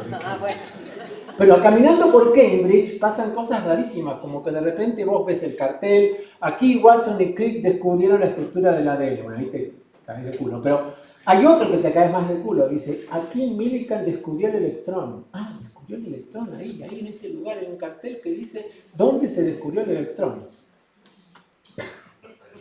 Bueno, Watson se va a asociar con Francis Crick, que era un físico y que ya estaba de entradito en su carrera científica. Watson era un pendejo, perdón que yo uso malas palabras, pero no es molesta, ¿no? Watson era un pendejo, pero Crick ya era un poco mayorcito. Y los dos se proponen elucidar la estructura del ADN, del ácido desoxirribonucleico, porque ya a esta altura, en 1952-53, ya se sabía que era el portador de la información genética. Y no lo voy a contar acá el experimento que sí se sabía, pero lo tengo preparado para contarlo en gelatina el año que viene. Muy bien, lo vamos a ver. Sí. Entonces, entre los dos determinan la estructura en doble hélice del ADN. Por supuesto, está la controversia de si lo pudieron hacer solos o necesitaron de una ayuda. Sí, necesitaron de una ayuda a la cual ningunearon. Bueno, ahora la muestro de Rosalind Franklin, pero ahora la muestro. Estos son Salvador Luria y Max Delbrück, los dos que emigraron con el nazismo, que están en una reunión científica que se hace todos los veranos en un lugar que está en Long Island, cerca de Nueva York, que se llama Cold Spring Harbor, que es como la meca de la biología molecular. Pero yo, ¿por qué la muestro a los chicos? Porque Delbrück está usando sandalias franciscanas y Luria está usando All Stars, ¿no? Está usando zapatillas que todavía se siguen usando. Pero ellos recibieron el Nobel no porque descubrieron la estructura del ADN, sino porque confirmaron que en la evolución, la selección natural opera no generando la mutación que selecciona, sino seleccionando una mutación que surgió antes al azar. Un tema que es terriblemente difícil de aprender, pero que lamentablemente es así. Delbrück y Luria demostraron las bases genéticas de la selección natural de Darwin. La mutación preexiste a la selección. La tendencia natural del pensamiento no entrenado es que la selección en medio ambiente genera justo la mutación que va a seleccionar. Y no es así. No es así. La jirafa tiene un cuello alto, no porque una prejirafa estiró el cuello y ese estiramiento morfológico y fisiológico se transmitió a la herencia y cada vez nacieron jirafas con cuello más alto para comer las hojas verdes de los árboles. No, no es así. Es que en la población de prejirafas apareció una mutante o un par mutante que tenían el cuello más alto. Esas, por llegar arriba de los árboles, dejaron más descendientes.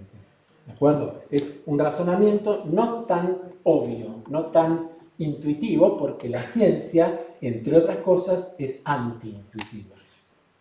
La intuición es un pensamiento pseudomágico.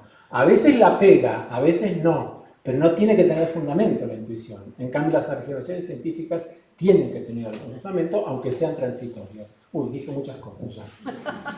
Bueno, acá están Watson y Crick. Acá me falta poner el año de muerte de Watson, que fue el año pasado. En 1953 con su modelo. Ven que Watson era un niño, ¿no? Y Crick señala a la molécula de doble hélice con un instrumento que es una regla de cálculo que las personas mayores de aquí deben saber qué es lo que es y las personas jóvenes no tienen la más mínima idea de lo que es. Una regla de cálculo era un instrumento que permitía sacar multiplicaciones, raíces cuadradas, qué sé yo, logaritmos, cuando no había calculadoras de mesa ni mucho menos computadoras accesibles. ¿Y por qué Crick señala al ADN con una regla de cálculo? Porque el mensaje o el metamensaje que está dándonos es que la biología, hasta el descubrimiento de la estructura del ADN, era mayormente una ciencia de la observación.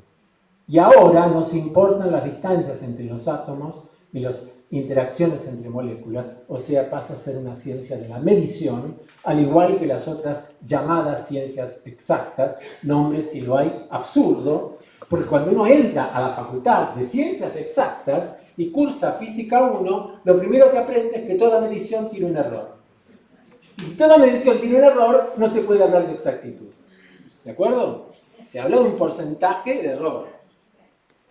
¿Va bien? ¿Sí? Bueno. Y esta es Rosalind Franklin,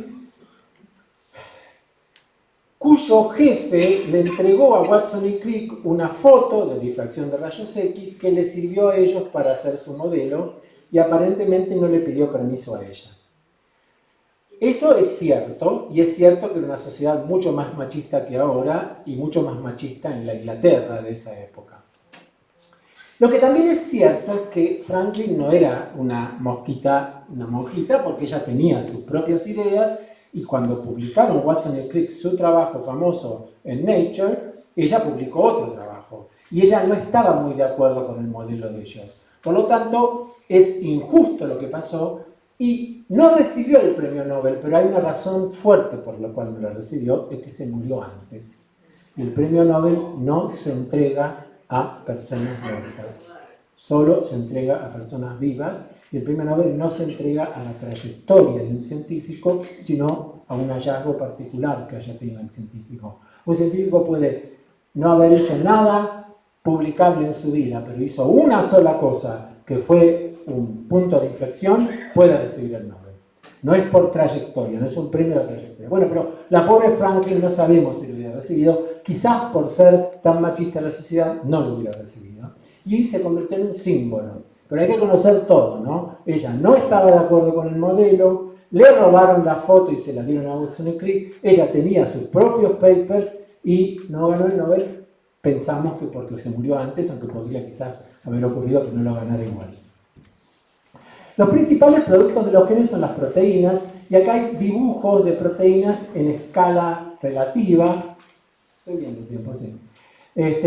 Oyeron hablar de la hemoglobina, es una proteína que está dentro de los glóbulos rojos, o qué sé yo, del colágeno, seguramente oyeron hablar por Menem, o la gente que se pone colágeno. Es una proteína fibrosa, que está en los cartílagos. En fin, las proteínas tienen distintas formas y según la forma que adoptan tienen su función. Y algunas proteínas su función es ser enzimas, es decir, catalizadores biológicos que hacen reacciones. Pero yo le dije hace un rato que Tom Cech descubrió que las enzimas no eran solamente proteínas, sino que había enzimas que estaban hechas de ácido ribonucleico. ¿Cómo se fabrican? Bueno, acá viene la parte más difícil, pero después hay alguna peliculita que le iba a entretener. La información genética está contenida en el ADN o DNA y se transmite de células madre a células hijas o de generación en generación porque el ADN se puede duplicar. Entonces ahí ya cuando se descubrió cómo se duplica el ADN ya podemos confirmar el verso de Serrat que dice a menudo los hijos se nos parecen, porque ahora sabemos por qué se nos parecen, porque el ADN se duplica. Pero además, para que los genes que están hechos de ADN puedan dar la orden para fabricar la proteína, esos genes tienen que copiarse por un proceso que se llama transcripción a moléculas de otro ácido nucleico que se llama ácido ribonucleico, ARN. Y algunos de esos ARNs, no todos, los codificantes, no los no codificantes, son los que se van a traducir, los que van a meterse en el citoplasma en unas estructuras llamadas ribosomas y van a fabricar la proteína correspondiente.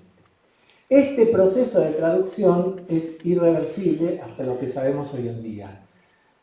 Yo diría que es bastante probable que siga siendo irreversible nuestro conocimiento de esto. Pero este proceso no es reversible porque en el año 1977, creo, 75, se descubrió una enzima que puede fabricar ADN a partir de ARN. Y bueno, esto tiene alguna consecuencia, de que a esto se lo llama flujo de información genética.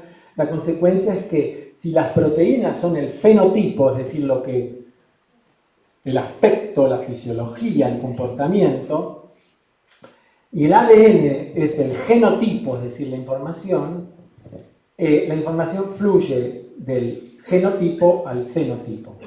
Y aunque hay excepciones, esta irreversibilidad de este flujo de información hace que sea poco probable que si el medio ambiente modifica las proteínas, esa modificación, a su secuencia, por ejemplo, sea acuñada en los genes, porque no hay manera de volver para atrás. Eso, dicho de otra manera, técnicamente, algunos lo van a entender, otros no, la irreversibilidad del flujo de información genética es la base molecular de la no existencia de caracteres adquiridos. Si yo estudio francés, mis hijos no saben hablar de francés. Si Susana Jiménez se tiñe el pelo de rubia, piensa que es morocha, sus hijos no van a salir rubios. No existe, en principio, una herencia morfológica de caracteres adquiridos durante la vida. Difícil también, ¿no? Bien. Ahora, si esto es un cromosoma que tiene el ADN y esta es un cacho de la molécula de ADN, los genes son porciones de ese ADN. Y cada gen va a una enzima particular, lo va a transcribir, va a fabricar el ácido ribonucleico y si es un ARN mensajero, que así se llama, luego se va a traducir para formar la proteína. La razón por la que se usa el término transcripción y traducción es porque los ladrillitos que comportan el ADN de un gen se llaman nucleótidos y los ladrillitos que conforman la secuencia del ARN también son nucleótidos. Es transcripción porque es como hacían los monjes medievales de transcribir un texto del griego al latín. O sea, son textos. Perdón, no, me equivoqué yo. Transcribir, cuando no había imprenta, un texto del griego al griego. Me equivoqué yo, perdón, lo llevé al corno, así. Del griego al griego. En cambio, traducción es porque los ladrillitos de la proteína se llaman aminoácidos, y entonces acá hay una traducción en el sentido de que estoy traduciendo de un idioma a otro. Perdón por mi equivocación. Bueno, yo les dije que Sharp y Roberts descubrieron este proceso del cual ahora voy a hablar, que se llama splicing. Descubrieron que cada gen está formado por porciones que llamamos exones, intercaladas por porciones que llamamos intrones. Es ADN, simplemente que yo dibujo como ladrillito a los exones y como línea a los intrones para indicarles que van a tener un destino distinto de esos pedazos. Cuando la enzima que transcribe y fabrica el ARN, copia todo, copia los exones y los intrones, pero luego dentro del núcleo de las células hay una partícula que yo la llamo el sastre de las células que va a eliminar los intrones se van a degradar, se van a la basura, y unir los exones entre sí para formar ese ARN que luego sí sale del núcleo, va al citoplasma y es traducido para formar la proteína correspondiente. Ustedes dirán, pero qué estúpida es la célula, que tiene algo en el gen, lo conserva en el transcripto, pero luego hay una maquinaria que lo elimina. ¿Y por qué no existe de entrada? Hay dos cosas que debo decir al respecto. Sí, se sabe por qué no existe de entrada, porque la presencia de intrones tiene un valor adaptativo positivo. Fue buena en la evolución y sigue siéndola. Pero aunque no podamos ahondar en eso, la otra cosa que les quiero decir es que en la vida molecular, hay un montón de procesos que ocurren con mucho gasto de energía. Esa hipótesis de que todo está adaptado en la célula para el menor gasto de energía, bullshit. Hay un montón de cosas que ocurren que si yo hubiera sido el diseñador, el dios de la célula, no las hubiera hecho así. Y son así, y se preservaron así porque tienen otras funciones, pero consumen mucha energía. O sea, esta es una tendencia también de los alumnos de primer año. Vos le preguntas, ¿y por qué te parece que ocurre esto? Ah, porque se gasta menos energía. No es una razón. En algunos casos sí, en la mayoría de los casos no. Bueno, el splicing consume energía. ¿Y qué pasa? Ni bien se descubrió el splicing, acá está Sharp y Roberts en 2017, cuando se cumplieron 40 años del descubrimiento del splicing, en Cold Spring Harbor, pero en una aula interna, no en las afueras como estaban Delbert y Luria con las zapatillas, están vestidos un poco más formales. El año que viene se cumplen 50 años y ya le preguntamos a Sharp si quiere hacer algo y dijo no. La de los 40 años ya existió, no hace nada. Y bueno, algunos decimos, bueno, algo hay que hacer, qué sé yo. Bueno, lo que descubrieron es que en algunos genes, que son la mayoría, cuando se fabrican esos ARNs que contienen exones e intrones, en algunos casos se eliminan solo los intrones, como les mostré antes, y en otros se elimina todo lo que está en el medio, incluyendo a uno de los exones. O sea, saltearon un exón. Eso lo hace la maquinaria de la célula. Entonces se generan dos tipos de mensajero y dos tipos de proteínas distintas. No voy a contar la historia completa, pero este splicing alternativo es lo que permite que nosotros, bueno, sí lo voy a mostrar, nosotros con un cierto número de genes produzcamos muchas más proteínas que el número de genes. Porque un gen puede dar lugar a varias variantes, a varias formas. Así lo cuento a un público no especializado. Digo, si el gen es el ADN, cuando se transcribe forma muchos cortes de tela, todos iguales, todos de la misma longitud, pero según dónde corte y una el sastre, que es el spliceosoma, puede formar dos mensajeros distintos, en este caso un saco derecho y un saco cruzado, que ustedes imaginarán que los alumnos de primer año no tienen la más puta idea de que es un saco derecho o un saco cruzado. Pero bueno, ¿qué voy a hacer? Ustedes sí saben, ¿no es cierto? Bien. O sea que el viejo dogma de un gen, una proteína, pasó a ser un gen, muchas proteínas, y ese proceso que estudiamos nosotros explica la gran complejidad de los vertebrados, es decir, nosotros, porque nosotros, van a ver ahora, nos diferenciamos de un gusano, por ejemplo, este gusanito microscópico que se llama Caenorhabditis elegans, que es un invertebrado microscópico de 1 milímetro de largo, formado por 1000 células. Ahí lo ven nadando. Cada una de sus células tiene 19.000 genes, esos fragmentitos del ADN, ¿no? Bueno, dichoso él, fue el primer animal cuyo genoma se secuenció. Y es el primer animal donde sabemos exactamente, desde el cigoto, que es donde se unió el espermatozoide con el óvulo, hasta llegar a las 1000 células, todas las divisiones celulares que ocurrieron, cuáles se murieron, a dónde fueron, qué neuronas formaron, qué músculos formaron. Está cartografiado. Está cartografiado. Por eso es un modelo de investigación muy útil. Y muchas de las cosas que se descubrieron para humanos se encontraron en este gusanito. Pero bueno, vamos al tema del splicing. Digo, este gusanito tiene 1 milímetro de largo, tiene 1000 células y cada una de sus células tiene 19.000 genes. Pero Homo sapiens, que es un vertebrado macroscópico de 2 metros de largo, no es el caso de Messi, ¿no? Formado por 10 a la 13 células, o sea, 10 a la 12 es un billón en castellano, 10 a la 13 son 10 billones. Cada célula tiene 21.000 genes. El otro tenía 19.000. Nosotros tenemos 21.000. No hay una gran diferencia. Sin embargo, por menos antropocéntrico que uno quiera ser, no puede evitar afirmar que los vertebrados, y entre ellos nosotros, somos más complejos que el gusano. Si bien el gusano tiene músculos, tiene aparato reproductor y tiene neuronas, no tiene las habilidades de Messi ni de ninguno de nosotros, por menos que no seamos Messi. ¿De acuerdo? Entonces, ¿Sofía vas entendiendo? ¿Sí? Es la sobrina. Entonces, la diferencia está en que nosotros no es que seamos más complejos porque tengamos más genes, sino que con un número similar de genes, entre otras cosas, hay otras diferencias también, por la abundancia del splicing alternativo podemos hacer muchas más proteínas y las proteínas interaccionan entre sí, interaccionan con otros ARN, es decir, la complejidad es mucho mayor que un aumento del número de genes.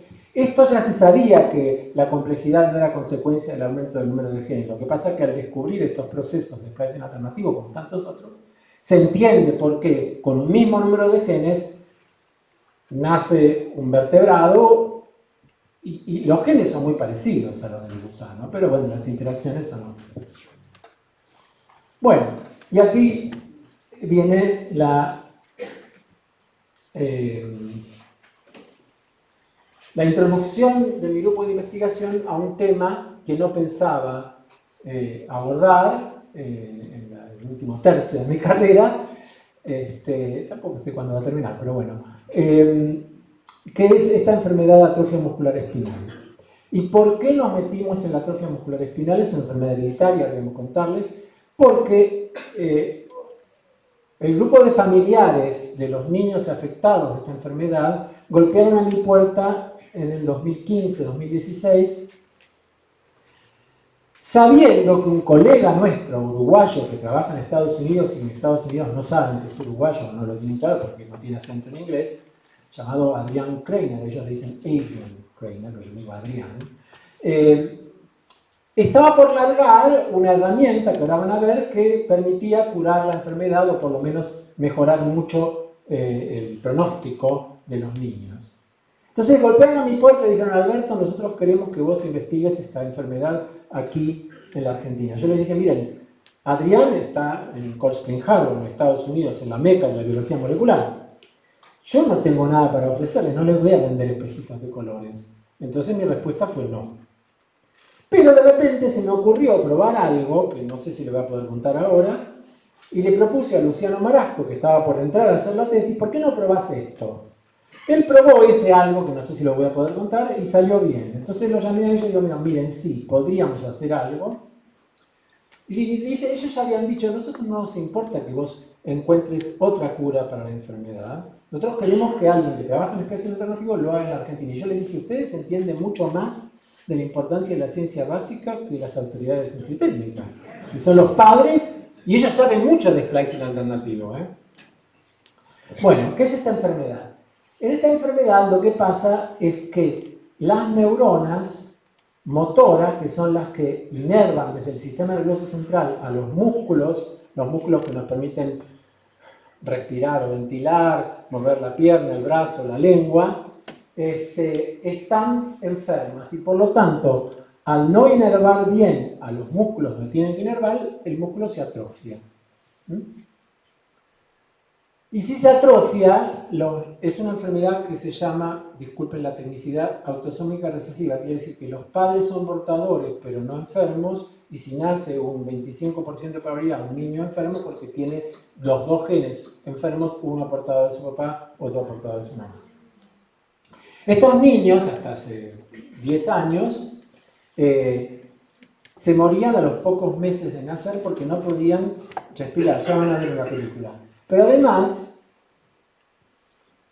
podían vivir más tiempo, incluso hasta fines de la adolescencia o la juventud, pero postrados totalmente con un ventilador mecánico que les insuflaba aire. Y yo lo vi esto en los meetings, en las reuniones científicas de los familiares norteamericanos, y ver esas personas postradas como vegetales que tenían que ser insufladas por un motor para sobrevivir, que tenían un desarrollo de inteligencia normal, pero que sus músculos no se movían, claramente me cambió la vida. No es que me dediqué solamente después a trabajos de esta índole, pero te cambia la vida cuando vos venís del laboratorio, de repente ver el dolor que puede producir una enfermedad, y van a ver cómo la biología molecular, no por nuestro aporte, sino por el aporte de Adrián, mitigó este dolor. Bueno, básicamente el gen que está afectado se llama SMN1, y yo acá lo que quiero mostrar es que cuando está mutado, como en los niños, en las niñas, no se produce la proteína correspondiente. Esto sería, como decimos nosotros, letal embrionario, es decir, el embrión no llegaría a nacer, sería un aborto temprano que capaz que pasaría inadvertido, un mal paso para la mujer embarazada y para la pareja, pero no iría más allá de esto. Pero no es así, porque en el genoma existe otro gen muy parecido a ese, que lo que pasa es que uno de sus exones no se incluye muy bien en el mensajero maduro y genera un splicing alternativo que, si se acuerdan cómo es, este es el bueno y este es el inútil. Y el bueno fabrica muy poquita proteína y el inútil no fabrica nada de la buena proteína, es una porquería. ¿Sí? ¿Me siguen? Entonces, gracias a que este otro gen, que es pariente de este, fabrica muy poquita proteína, el embarazo llega a término, el niño nace y si no se lo trata, muere al año o a los 2 años. ¿Ok? Porque si no existiera este gen defectuoso, pero no totalmente arruinado, no veríamos la enfermedad. La enfermedad existe porque existe el gen de respaldo, el gen backup. Entonces lo que se le ocurrió a Adrián es, Bueno, ¿cómo puedo hacer? No para sanar al gen enfermo, no lo puedo hacer, es un quilombo, no se puede. ¿Por qué? Yo que sé de splicing, no puedo jugar un poquito acá para ver si el gen backup le hago producir la proteína correspondiente. ¿Se entiende la estrategia? Esto no es terapia génica, es terapia del splicing. Ese es Adrián cuando era un poquito más flaco. No están grabando, no se lo escuchen. Es un gran amigo. Generó un trocito de ADN, un trocito de ácido nucleico, que tiene el nombre comercial de Spinraza, pero el nombre es nusinersen, que lo que hace acá, lo que hace Spinraza, echa a una proteína que está acá y hace que todo el splicing del gen backup vaya a la formación de proteína sana. O sea, corrige, en lugar de corregir al gen que está enfermo, al otro que tenemos todos nosotros, lo hace producir más proteína. ¿Va bien? Bueno, espero que la película esté. Cameron fue diagnosticado con atrofia muscular espinal tipo 1 a las 5 semanas de haber nacido. Los doctores pronosticaron que sobreviviría solo entre 6 y 12 meses. Podría sobrevivir más, como dije antes, postrado de por vida con ventilación mecánica obligatoria. Los padres lo enrolaron en una prueba experimental de la droga nusinersen, Spinraza, de Ionis Pharmaceuticals. Acá también hay un tema político. La empresa no se llamaba Ionis, se llamaba ISIS. Y por el ISIS decidieron cambiarla. Que fue desarrollado por el investigador uruguayo Adrián Kreiner en Copenhague, Nueva York. Y el siguiente video muestra lo que pasó. A ver, espero que están viendo. Sí, ahí está el bebé, respira por la panza, tiene las piernitas con forma de campana, y esto es cuando tenía 7 semanas de vida antes de empezar el tratamiento. El tratamiento es una inyección en el líquido cefalorraquídeo de ese trocito, de ese oligonucleótido, de ese trozo de dinero. Acá tiene 4 meses y medio y ya agarra un objeto. Acá tiene 1 año, no se murió, y está sosteniendo un objeto más pesado. Y acá tiene 20 meses, tampoco se murió, y está parado.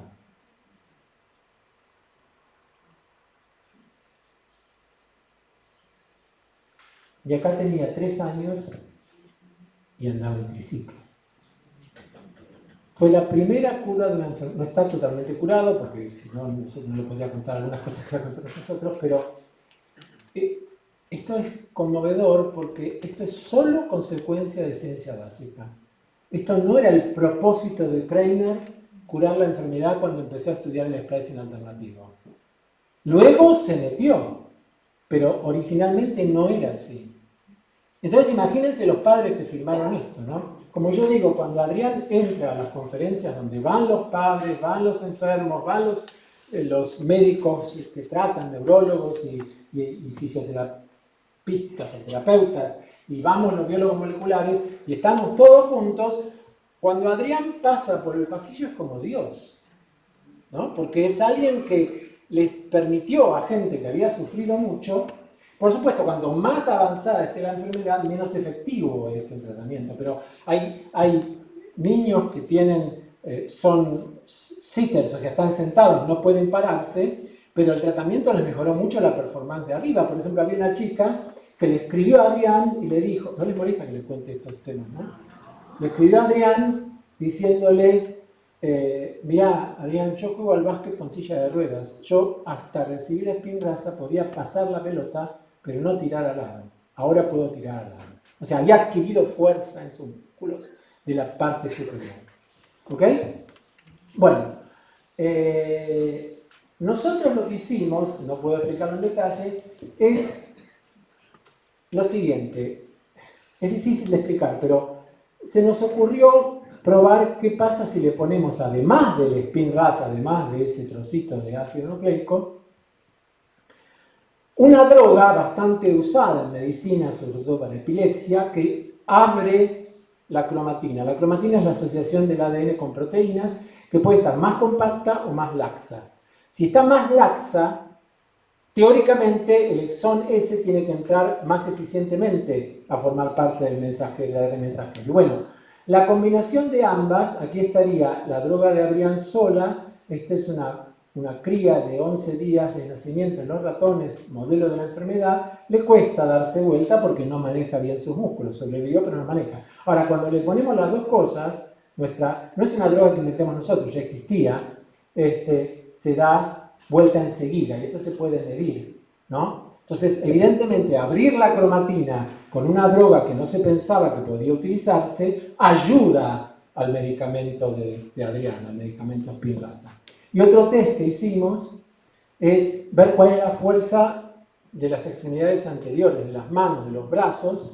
Ustedes ven que para una cría de 7 días no se le puede estirar las manos porque se la desgarra el ratón, pero se la pone en una placa rugosa y se va levantando la placa y se mide a qué ángulo se cae. Cuanto más vertical sea el ángulo que logra sin caerse, más fuerza tienen los brazos, ¿de acuerdo? Yo aprendí, siempre lo cuento como una pavada, yo no sabía que a este instrumento que nosotros le decimos transportador, supongo que en Entre Ríos también, ¿no? Bueno, en Estados Unidos le dicen protractor. Protractor. What the fuck? Yo la verdad que no sabía. Aprendí inglés con este trabajo. Bueno, acá también se puede medir, ven que el que está tratado con las dos drogas le va mejor. Bien. Aquí termino rápidamente con lo que nosotros hacemos. Podríamos hablar mucho más, pero no voy a meterme más. Pero voy a terminar simplemente mostrando algo que ilustra, después de mostrarles con ejemplos donde la ciencia básica es imprescindible para el avance de la medicina, de la agricultura y lo que planteé al principio, demuestra quizás a qué le tienen miedo estos gobiernos que son cientificidas.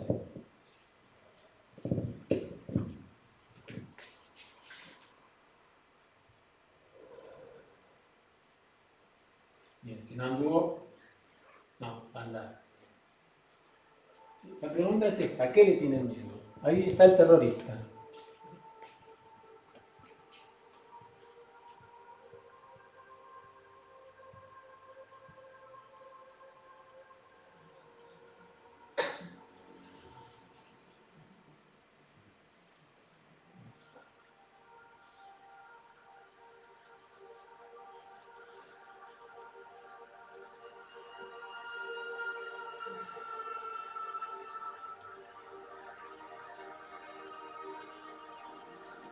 ¿Será que le tienen miedo a eso?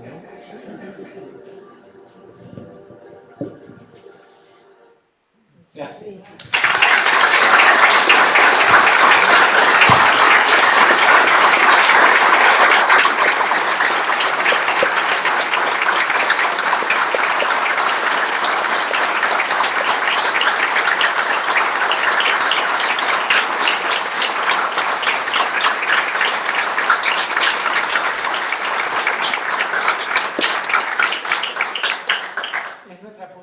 Volver a poner el guante en su lugar. Porque dado el vuelta al guante, nos vamos mal. Pregunten lo que quieran, pregúntense entre ustedes, qué sé yo, lo que ustedes quieran. Sí. Alberto, comparto que estamos en un proceso horrible de cientificidio. Ahora, ¿a qué crees vos que se debe la situación hasta de denigrar la ciencia cuando ellos bien saben que es el motor del desarrollo y de los ingresos de los países? ¿Qué es lo que no me convence que sea solo el Eternauta o esa idea? En el fondo hay algo más, es que llevárselo a los privados, que solo lo hagan los privados, los que tienen recursos. Primero trato de contestarlo primero y después hablamos de los privados. Yo creo que el proyecto es un proyecto que va de la mano también con el industricidio, porque están cerrando las pequeñas y medianas empresas que a su vez dan mano de obra a pequeños talleres que ayudan a las pequeñas y medianas empresas. Los grandes capitales que cierre FATE no le hace cosquillas porque Quintanilla tiene Alvar, o si no tiene Alvar va a empezar a importar neumáticos serios. O sea, los grandes capitales nunca se vieron afectados porque lo que sí se ve afectado es la mano de obra, el trabajador. Entonces, yo creo que su objetivo es primarizar el país. Y si lo quieren primarizar, no necesitan ciencia y tecnología, tampoco necesitan... la ciencia no solamente sirve para producir productos y servicios, aún la básica, porque le permite, como le pasaba a los padres de los enfermos, me dijeron, por lo menos si vos nos ayudás, vamos a poder entender los avances de afuera para que no nos vendan gato por liebre. Porque el desarrollo propio de la universidad permite, uno no puede, me estoy yendo un poco por la rama, uno no puede enseñar física bien, la puede enseñar en un colegio secundario, pero no en la universidad si no investiga en física. Uno no puede enseñar matemática bien si no investiga en matemática. Uno no puede enseñar biología molecular bien. O sea, puede en el secundario, pero el secundario tiene otro objetivo. Pero en la universidad, la investigación es esencial para formar incluso profesionales que vayan al campo productivo. Entonces, su objetivo es primarizar. Hay un desprecio histórico de las clases dominantes argentinas sobre la investigación y la ciencia, pero nunca ha llegado a un grado de destrucción tan grande como el de ahora. Por supuesto, en la dictadura mataban gente, pero el sistema científico era muy pequeño. Y por eso tenemos un crecimiento virtuoso del sistema científico. Y de repente los jóvenes se encuentran que no los echan, les sacan la beca. Entonces, creo que no es un problema de no comprensión, coincido contigo, pero sí es un problema de modelo de país.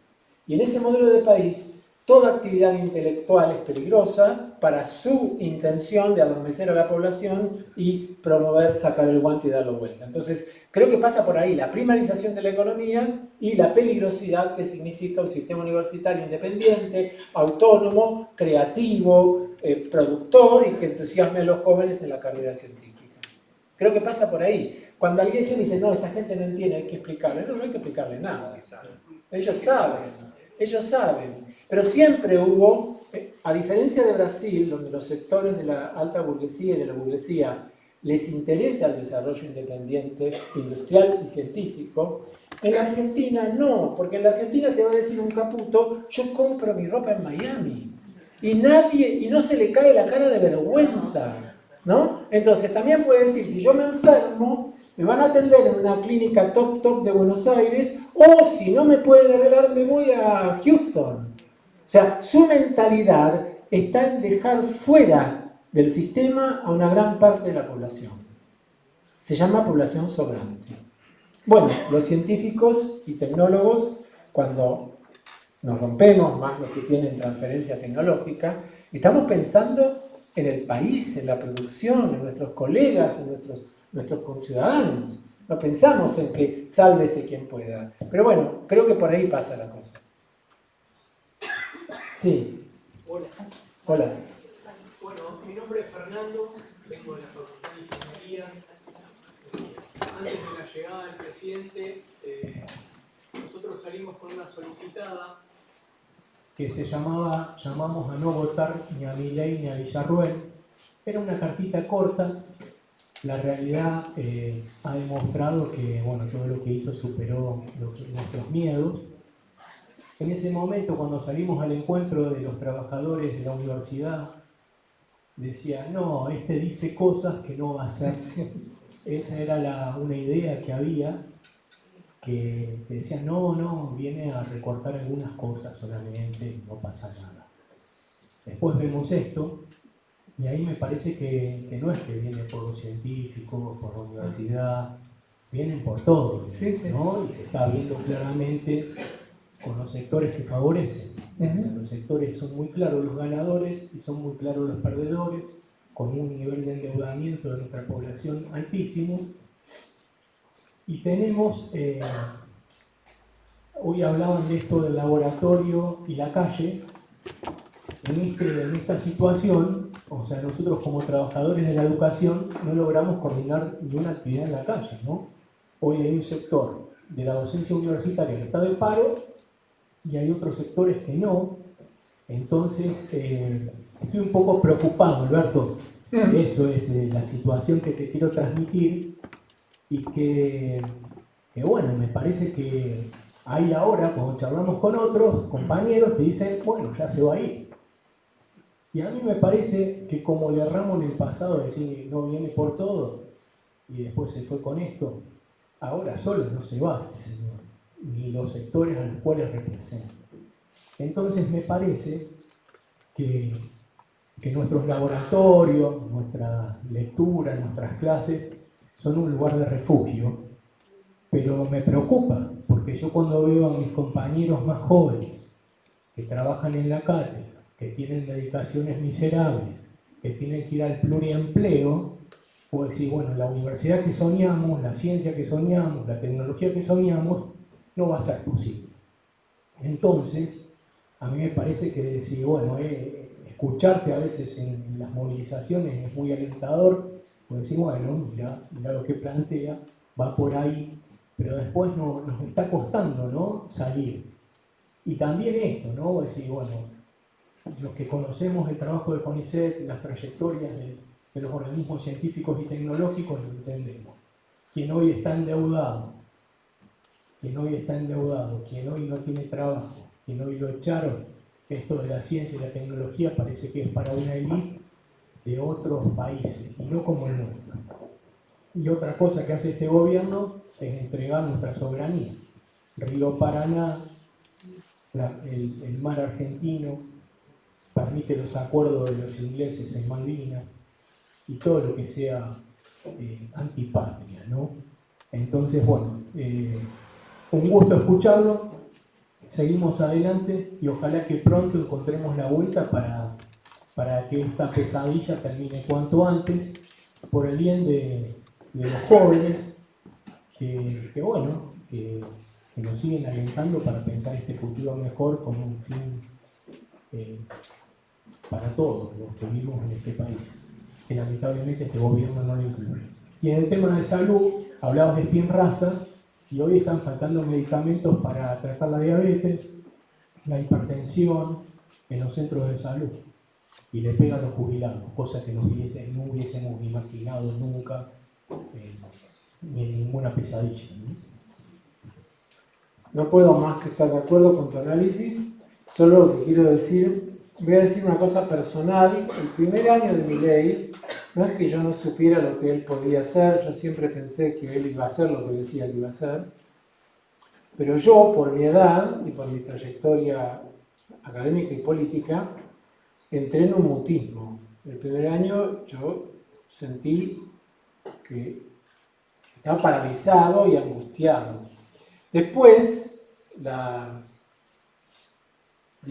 rebeldía sobrevino, pero hay que tener en cuenta que Milei y la derecha y la ultraderecha se adueñaron de la rebeldía y parte del progresismo se volvió conservador.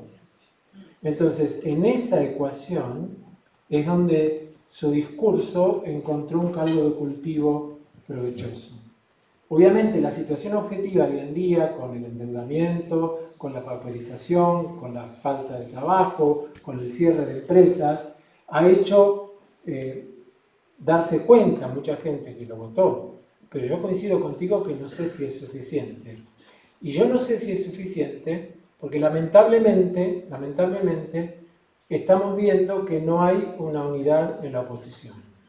Y al no haber una unidad en la oposición, eso es una grieta, pero no la grieta famosa, es una resquebrajadura que puede llevarnos de vuelta a que este señor gane. Entonces, sí, es peligroso. Yo obviamente cuando hablo de Spinraza y eso, bueno, podría no haber hablado, no es eso, no es lo que, obviamente, yo también estoy preocupado por la falta de medicamentos, los jubilados que les salen más o comen o compran medicamentos, etc. La preocupación social la tengo por ser un ciudadano argentino y por tener la idea que tengo. Pero bueno, a veces uno aporta un granito de arena, no en este caso a la sociedad, sino para demostrar que la ciencia básica puede solucionar problemas. También está, no sé, Casataro, que genera una vacuna nacional que se usa para apoyo para dosis de refuerzo del HIV, del COVID. Bueno, estoy de acuerdo contigo. Disculpe, no quería contraponer. No, yo te entiendo.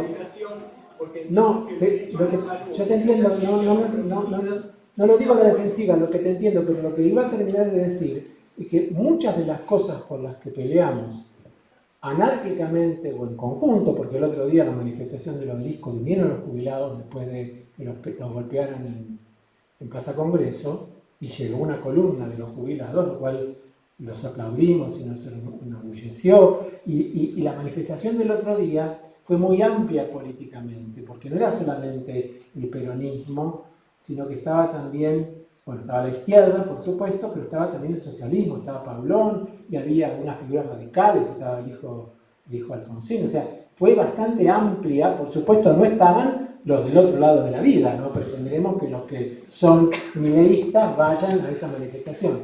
Por eso me reveló tanto que el periodista Infobae dijera que lo que contaminaba la manifestación eran las banderas de los partidos políticos.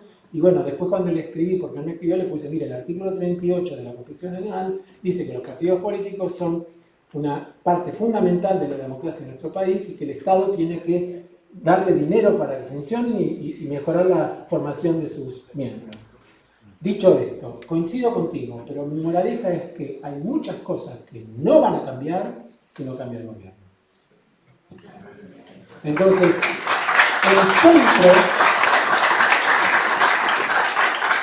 el centro, porque esta gente es oídos sordos. Si no se le cae la cara cuando tiene uno que es el Medo, que no sé de dónde salió, que de repente dice que Karina cobra coima, si no se le cae la cara cuando fue lo de Adonis, si no se le cae la cara cuando fue lo del caso Libra, si no cumple la ley universitaria después de la Corte Suprema, que no, digamos, no es enemiga de mi ley, digamos que es pseudo amiga, y aún así no lo cumple, muchas cosas no van a cambiar, y ojalá los de mi edad lo podamos ver, si esta gente no se va. Esta gente se tiene que ir mal. Ahora, hay anticuerpos contra el peronismo, hay anticuerpos contra el kirchnerismo. El kirchnerismo está dividido. Hay anticuerpos de los radicales que no son con peluca, pero que reciben a su... No, pero tienen su trayectoria histórica, tienen su historicidad, aquella que los norteamericanos quieren eliminar, y sin embargo no se logra una situación de unidad. Y yo puedo dar mi opinión sobre por qué pasa eso dentro del peronismo. Yo no soy peronista, pero soy kirchnerista porque para mí cuando surgió Néstor, yo vengo de la formación comunista de mi familia y me siento identificada con ella. Pero cuando apareció Néstor y su programa, yo lo que sentí, él está haciendo muchas de las cosas que cuando yo era adolescente yo quería que sucedieran. Entonces realmente, y como mi familia no era gorila, era comunista pero no gorila, hay muchos comunistas que son gorilas, pero la mía no lo era, me vino como una, bueno, pero ahora seamos conscientes, no, hay cosas que no van a cambiar por la presión. Puede ser que en el Parlamento terminen no votándole las leyes, puede ser. Cuando uno interpreta que la ley de extranjerización de la tierra fue un fracaso para el gobierno, sí, fue un fracaso, pero la ley sin eso fue votada por los actores que votan las peores leyes. O sea, desde el punto de vista de las alianzas dentro del Congreso, los mismos aliados votaron una ley que, como dijo Mayans, que no es santo de mi devoción,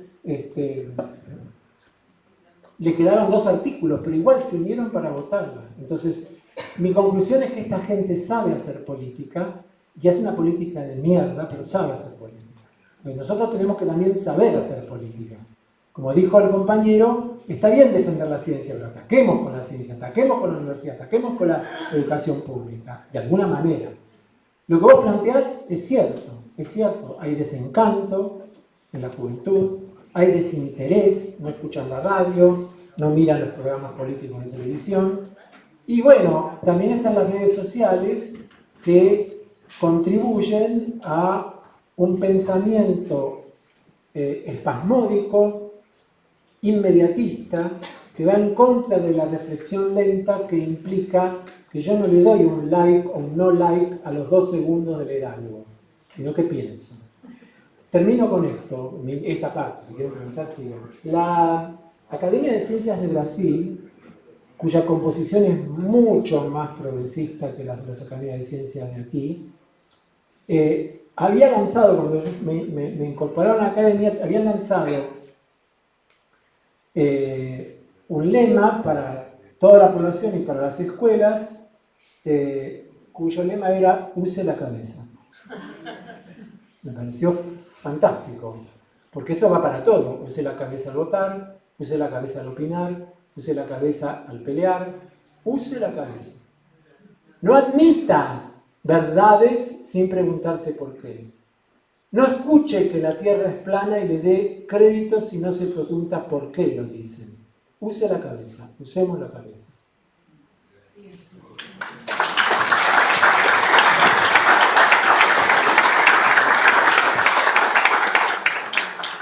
Buenas noches, Alberto, es un placer escucharte nuevamente personalmente. Acá papás, portadores y padres de hijos dentro de ese 25% que mencionaste, así que más que agradecido que lo contaras y que contaras los avances de Adrián, y que gracias hoy a Nusinersen la mayoría de los pacientes que pueden acceder tienen otra historia para contar, así que sostengamos la palabra históricamente porque es muy necesario. Así que agradecerte en nombre de la Fundación FAME, de la cual somos parte desde hace más de 10 años, y contarte que nuestro hijo más chico, que es Facundo, hoy también juega al fútbol en silla de ruedas, al Power Chair, lleva ya 30 dosis de Nusinersen, y nuestra hija más grande asiste a la Facultad de Ingeniería de nuestra ciudad y está en segundo año, deambula perfectamente, es un tipo 3 de AME, Bueno, tipo 3 no es tan...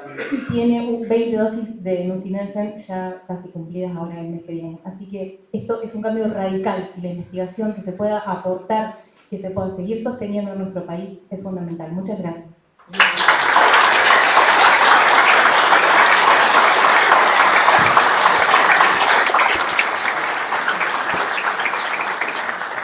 Eso que contaron los padres de niños enfermos es maravilloso. Nusinersen es muy caro, ¿no es cierto? Pero ustedes saben que hubo un acuerdo, que espero que se siga cumpliendo, entre la empresa que lo fabrica, que es Biogen, que lo distribuye, y los gobiernos para, por un lado, abaratar grandemente el precio de las dosis. Las dosis habían empezado con $120.000 y bajaron a $55.000, son 3 veces al año. Tenemos a Gado en nuestro país que lo sintetiza. Bueno, sí, yo lo conozco muy bien eso, porque nosotros validamos el lazo de Gado. Sí. Y anda exactamente igual que nosotros. Bueno, y eso fue, miren, es interesante lo que dice ella, porque una empresa argentina empezó a fabricar un genérico de Nusinersen que es todavía más barato que el acuerdo que hizo Biogen con el Estado argentino. Pero necesitaba validarlo, necesitaba estar seguro que era igual. Y recurrió a nosotros y hicimos el experimento con se llaman servicios técnicos de alto nivel que tiene el CONICET, que no es un trabajo de investigación, es un servicio que se paga, la empresa lo paga porque después va a ser guita con eso, y lo hicimos y dio bien, dio perfecto, las curvas dieron perfectas. O sea, empecé a eso. Pero quiero decir que ese acuerdo, que vos me corregís si yo estoy equivocado, porque así no lo vuelvo a repetir en mis charlas, el acuerdo que se hizo con Biogen, que espero que este gobierno lo siga cumpliendo, es que aún con el precio bajo, supongo que los 55.000 de Biogen, no sé cuánto cobra Gador, lo tiene que pagar las prepagas, si la familia tiene una prepaga, porque las prepagas tienen un fondo común para estos casos de enfermedades raras. Ahora, si una persona no tiene una prepaga, porque lo tiene que pagar el Estado, o sea, el acuerdo es doble. Se paga si el individuo tiene una prepaga, si la familia tiene una prepaga, lo paga la prepaga. Y si no tiene una prepaga, lo paga el Estado. Y hoy en día, en el mundo, creo que hay ya 18.000 personas que reciben dosis de Nusinersen. No es el único medicamento. Se aprobó en 2016, pero a los pocos meses se aprobó otro medicamento y después una terapia génica. Lo que pasa es que la terapia génica está limitada a los primeros meses de vida, mientras que Nusinersen se puede aplicar aunque ya la enfermedad haya avanzado. No, gracias a ustedes. Bueno, si estamos, entonces queremos agradecer nuevamente toda esta clase que hemos tenido, aprendimos un montón. Y toda la presencia de todos ustedes, el decano de UTN, Alejandro Carrere, la diputada nacional, Blanca Osuna, y si no veo a otras personas, bueno, les pido disculpas. Y sobre todo, bueno, agradecer esta actividad del Centro de Estudios, Susana Freud, de todo. Bueno. Mejor me siento. Sigue el micrófono, ahí está. De Atime y de todo el grupo que estuvo organizando. Y nos parece que bueno, que a lo que nos invita Alberto con esto que hoy compartió con nosotros y a lo que seguimos trabajando es la necesidad de no hundirnos en un pesimismo, sino de juntarnos para construir y seguir pensando una Argentina como creemos, ¿no? Que cuide la educación, que cuide la ciencia, y en la que todos podamos sentirnos que tenemos un lugar para una buena vida. Así que muchísimas gracias Alberto, un gusto.